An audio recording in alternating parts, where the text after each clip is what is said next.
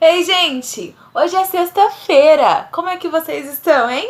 Hoje é dia de vídeo novo aqui no canal e eu já quero pedir para que você que está acompanhando os vídeos, que está assistindo e ainda não se inscreveu, se inscreva no canal, clica nesse botão vermelho aí, já dá like no vídeo, porque isso ajuda muito a gente aí no desenvolvimento do canal. Hoje nós vamos falar de um tema, eu sei que vocês já viram aí na descrição do vídeo, mas é um tema muito particular. Nós não íamos falar disso nessa semana, mas eu tenho acabado de chegar de algumas consultas e eu senti vontade de falar disso com vocês. Alguns pensamentos que, enquanto eu voltava pra casa, eu fui tendo. Então, se inscreve no canal, deixa o like do vídeo e vamos que vamos.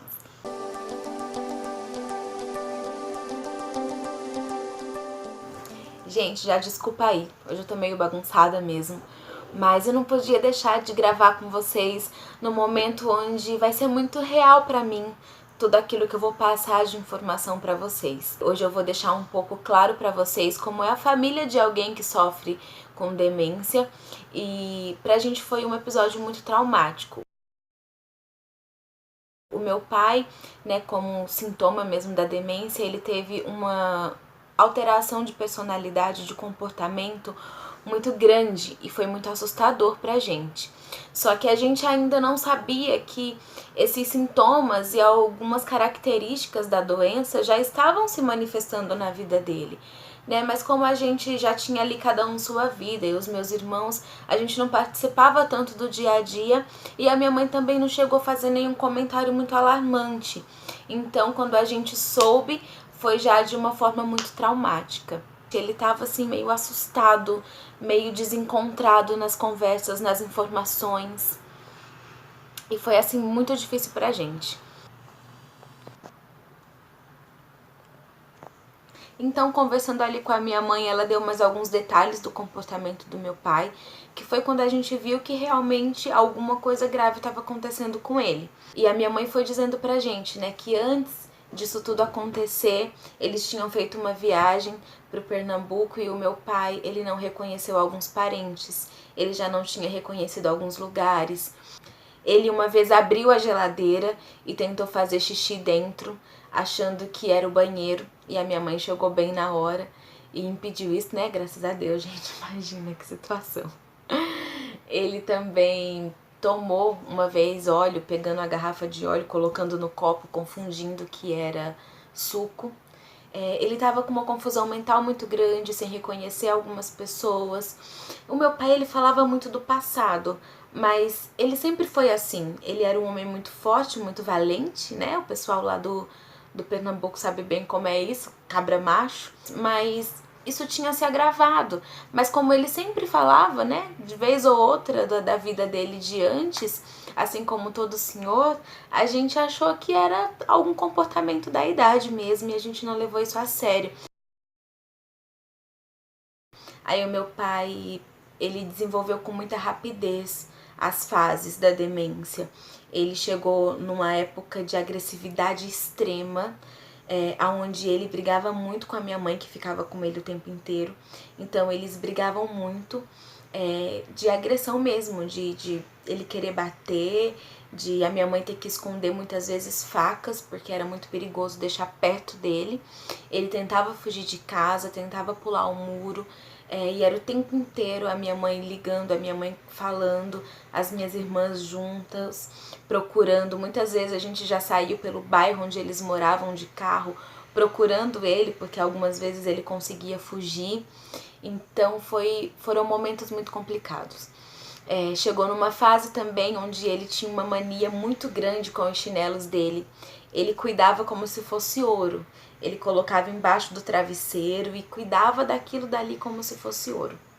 Também a mala dele, né? Ele tinha uma mala que ele falava que ali tinha coisas muito valiosas, que eram coisas que não era qualquer pessoa que podia ter. Então todo mundo que chegava em casa, ele abria a mala, ele mostrava as roupas, e ele envolvia a corda, né? Ele deixava a mala toda cheia de corda, guardava muito bem guardado, escondia, porque ele falava que se alguém soubesse que ele tinha aquilo dali, iam roubar dele, isso era muito perigoso. Ele deu muito trabalho pra gente com essa mala. E o meu pai, ele também tem outros problemas de saúde. Ele já teve câncer, ele fez uma cirurgia, ele tem hepatite e ele também tem diabetes. Então, o quadro dele desenvolvia numa rapidez muito grande, ele tomava remédios muito fortes, ele fazia acompanhamento para tudo. Eu, nesse momento, eu estava finalizando já a faculdade, eu estava com o TCC encaminhado, com o meu estágio em psicologia clínica já quase finalizando. Então, era uma pressão muito grande que eu sofria.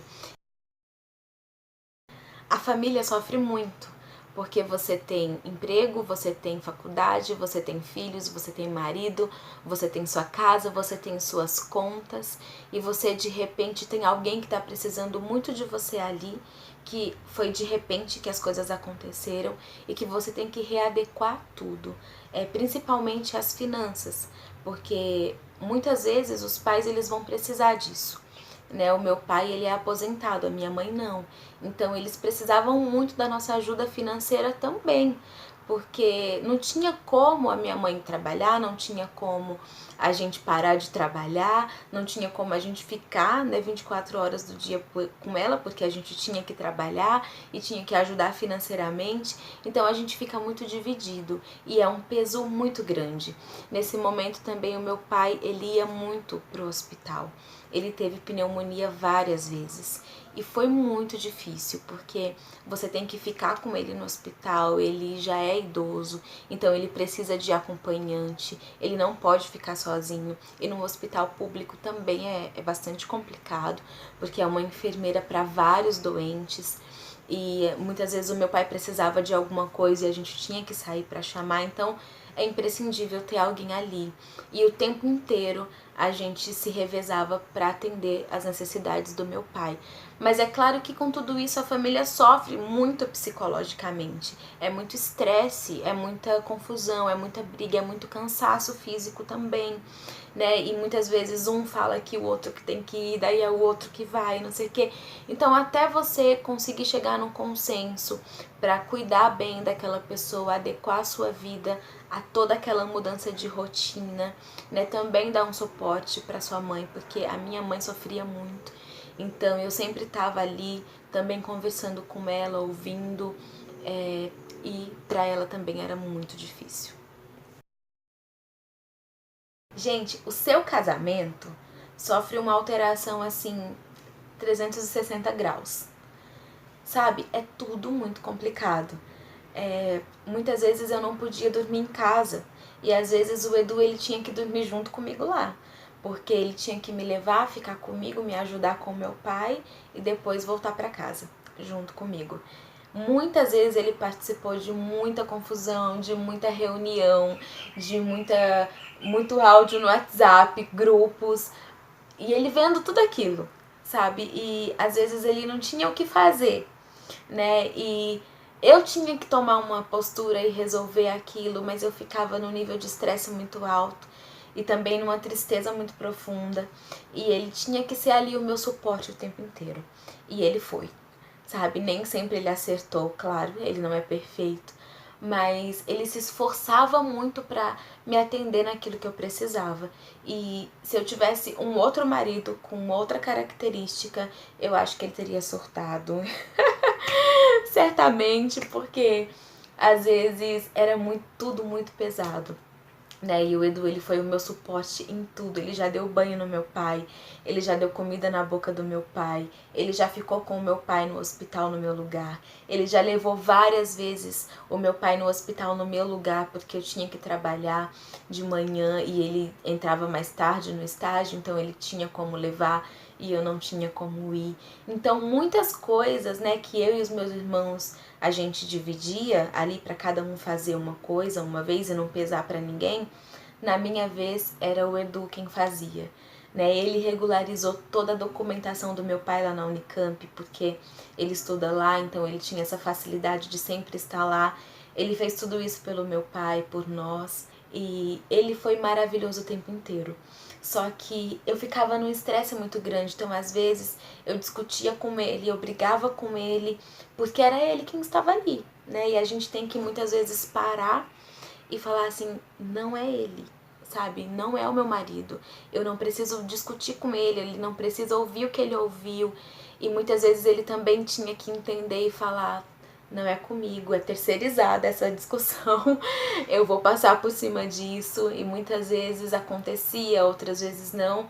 E a gente tinha que conversar muito pra gente conseguir ali conciliar todas as coisas, né? Se ele não fosse o homem que ele é, com a integridade que ele tem, com o amor que ele sente por mim e com um coração tão generoso, porque o que ele fez pelo meu pai, meu Deus do céu, foi tudo muito lindo, né? Eu acho que a gente teria mais dificuldades. E também os nossos amigos, né? Pastores que estavam sempre perto, que iam muito na minha casa, que conversam com ele até hoje, que conversam comigo até hoje e que estão por dentro de tudo. Amigos que eu não tenho como pagá-los por tudo o que eles têm feito, sabe? Que só podem ser presentes de Deus, enviados por Deus, né? Para estar com a gente nesse momento.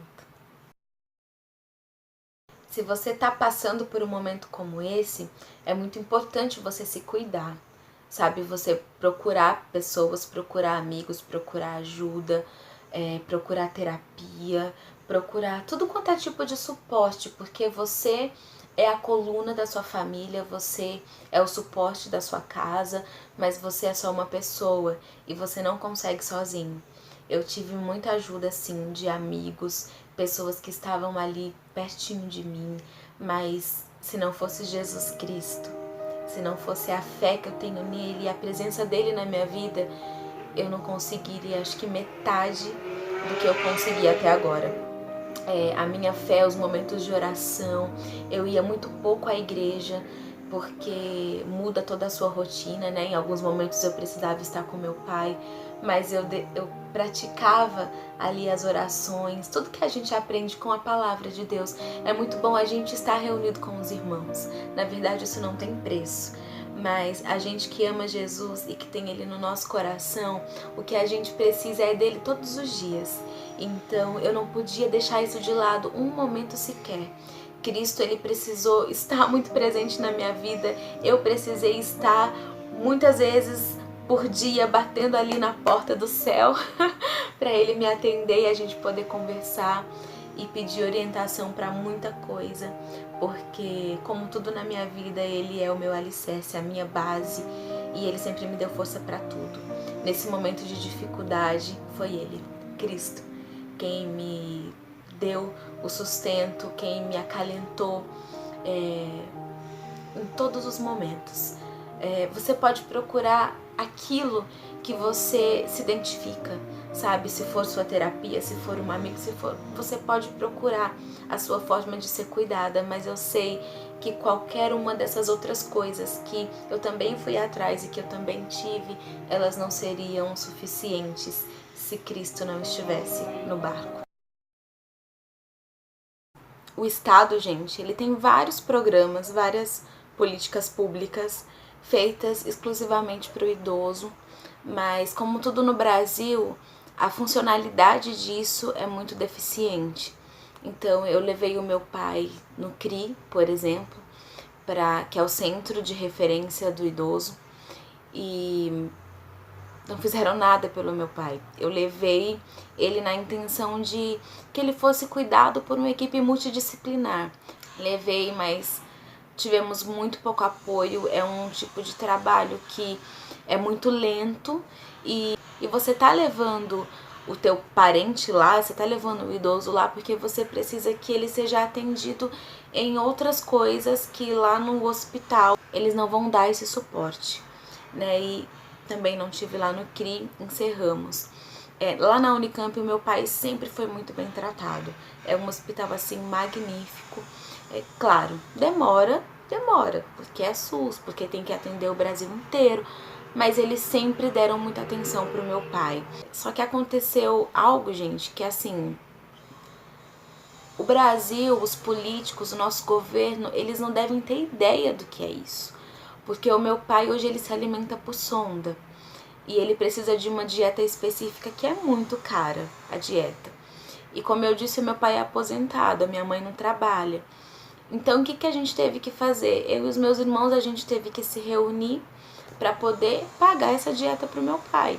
E não é barata, não é uma comida barata, né? Ele come 5 vezes por dia e é uma dieta bem específica por conta das demais doenças que ele tem.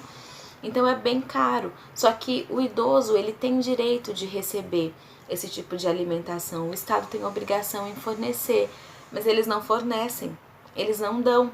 E você precisa de muitas cartas, de muito relatório para que você vá até a prefeitura fazer o pedido e eles vão negar, e aí você precisa ir atrás do advogado para entrar com uma ação, né, contra o Estado e só então conseguir a alimentação do paciente. E eu achei isso um absurdo.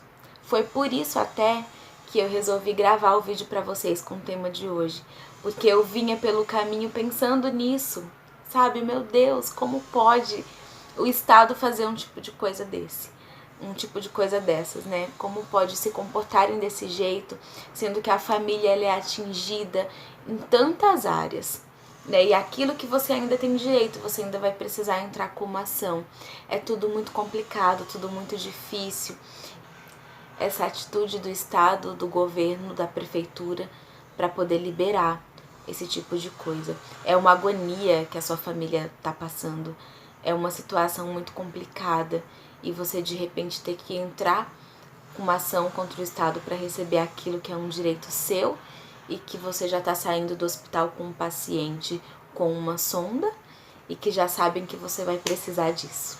Então, de repente, quem sabe esse vídeo também serve para você que trabalha aí no governo, você que é deputado, que é vereador, que é presidente, que é seja lá o que cargo você ocupe no governo, poder mexer em alguma coisa dessa burocracia, dessa lei e que seja tudo mais fácil para ajudar os familiares e os pacientes de pessoas que precisam e que têm aquilo por direito, né, de uma vida toda de trabalho, de colaboração.